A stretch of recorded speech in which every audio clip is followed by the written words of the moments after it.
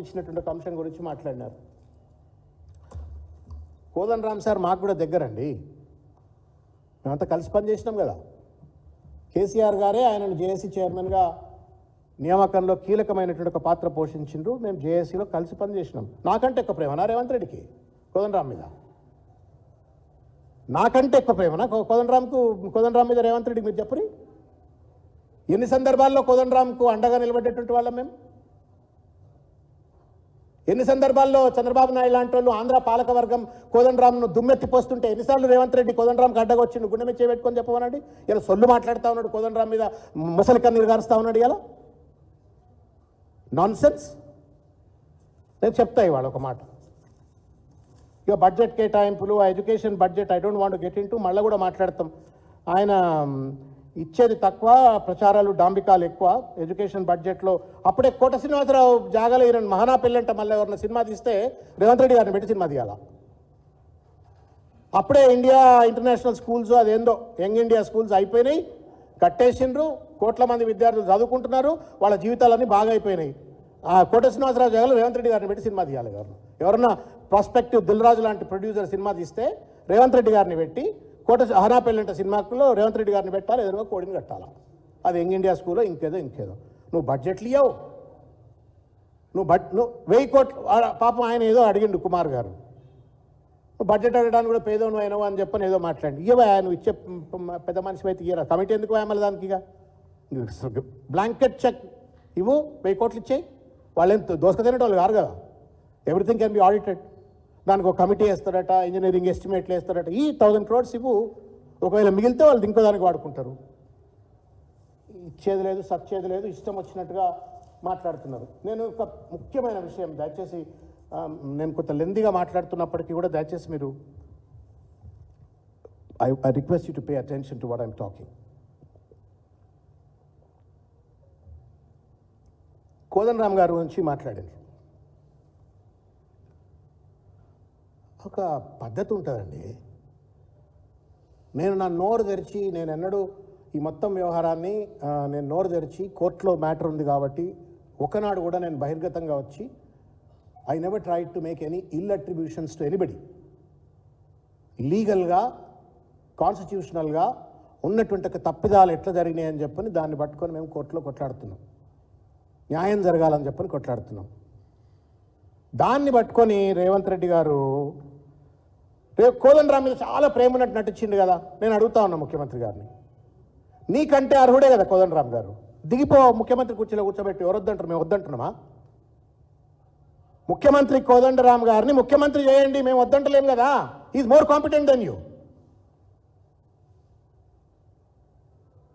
నీ లెక్క real estate వ్యాపారాలు దందాలు ఉండకపోవచ్చేమో గారు, but is highly qualified professor. చేయాలని చేయి, ముఖ్యమంత్రి దిగిపో. అంత ప్రేమ ఉంటే ఎవడడ్డొస్తాడో చూస్తా అంటాడు. ఏమేదో గల్లీల పంచాయతీ ఇది, సుప్రీంకోర్టులో ముచ్చట. బుద్ధి రాలేదా రేవంత్ రెడ్డి గారికి? ఇంతకుముందే సుప్రీంకోర్టులో నెత్తి మీద మొట్టకాయలు కొట్టిండ్రు ఆయనకు. You cannot make ill attributions to the court అని చెప్పని కవిత గారికి సంబంధించిన కేసుకు సంబంధించిన అంశంలో మాట్లాడితే నెత్తి మీద మొట్టకాయలు కొట్టింది కదా. కొట్టిందా లేదు చెప్పురే? కొట్టిండు కదా. మరి ఇంకా బుద్ధి రాకపోతే ఏమన్నట్టు? కుక్కతో ఒక గుండ్రాయి కడితే చక్కగా కాదన్నట్ట చెప్పరింది. ఏం పద్ధతి ఇది?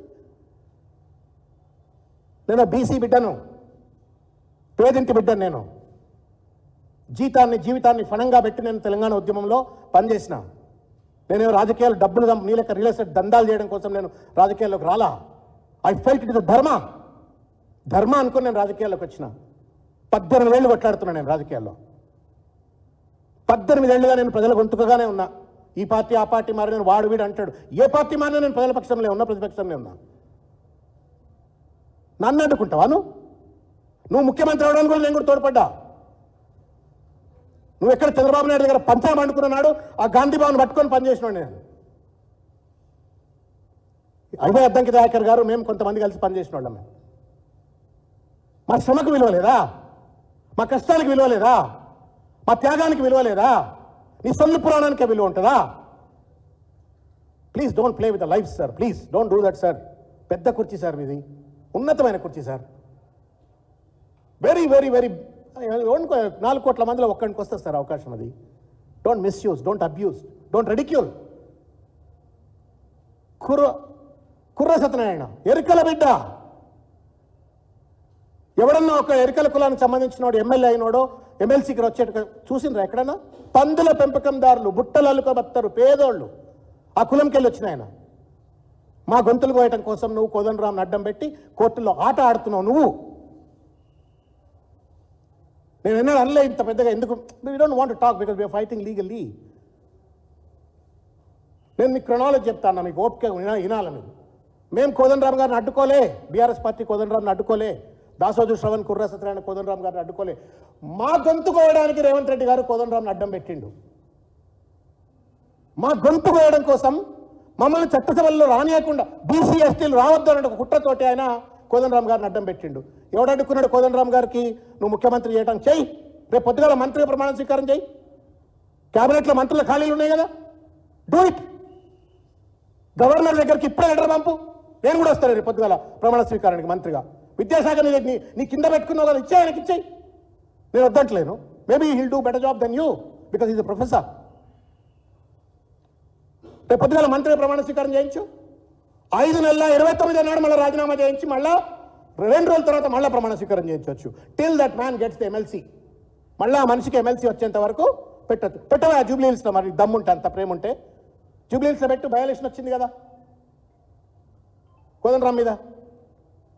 నువ్వు గెలుచుకున్నదే ఇంత, ఆ 1% మీద గెలిచినావు నువ్వు. ఆ 1% ఒకవేళ కోదండరామో గవర్నరో కాంట్రిబ్యూట్ చేస్తే be grateful to them. Why are you bringing in the వాళ్ళ లిటిగేషన్లో ఎందుకు పట్టుకొస్తున్నావు నువ్వు ఆయనను? కోదండరాం అనేట ఆయన, సరే ఆయన బలహీనతలు ఏంది, మంచి ఏంది, చెడేంది నేను చర్చ చేయట్లేను. కోదండరాం అనే ఒక వ్యక్తిని నువ్వు మహేష్ గౌడ్కి ఇచ్చినాడు, ఎందుకు కోదండరాం గుర్తురాలి నీకు?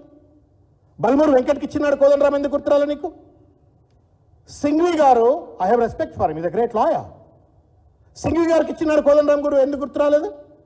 దాసోజు శ్రవణ్ కుర్ర సత్యనారాయణకు కేసీఆర్ గారు ఎమ్మెల్సీలు చేయంగానే కోదండరాం గుర్తొస్తాడు నీకు. డ్రామా కాదా అన్న చెప్పురు మీరు? మోసం కాదా చెప్పండి మీరు? ఇది మేము అంత పనికిరాని వాళ్ళమా? మా చదువులు కావా?